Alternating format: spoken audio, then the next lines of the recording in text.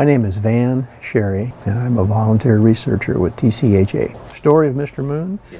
Well, Mr. Moon was a farmer in Union Township that apparently had some emotional issues. Emotional issues that some say were effects of PTSD from his time in the Civil War. James Moon was well regarded in his community, known as a family man, a hard worker, and handy with tools.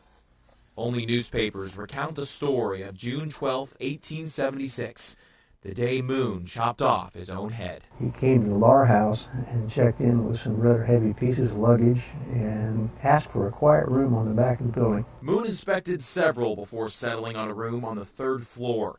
As the day went on, guests complained of an uproar coming from Moon's room, hammering, pounding. The hotel manager knocked on his door. Moon cracked it open and said he was just putting together an invention. That evening, a freshly bathed and cleanly shaven Moon left the Lar House for a night on the town. He went out and did things like had a good supper and got his hair cut, and he went to a machine shop downtown and had him either fashion or sharpen a broad axe. He would return to the Lar around 9 p.m. for the final time. The next morning, an earth-shattering scream from the maid brought bellhops and concerned guests running to room 41. For there in the middle of the room was the likeness of a homemade guillotine, and beneath the blade, the headless James Moon.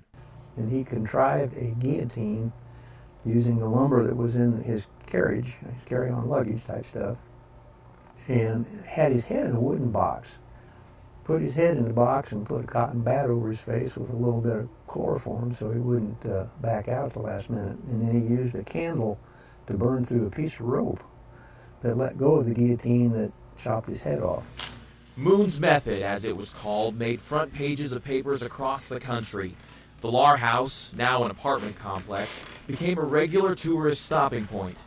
For such a deliberate case of self-slaughter was never before seen in Lafayette. And the spirit of Moon, still there today. I firmly believe in ghosts. Any man who would do that to himself probably wasn't happy in life, probably wouldn't be happy in death.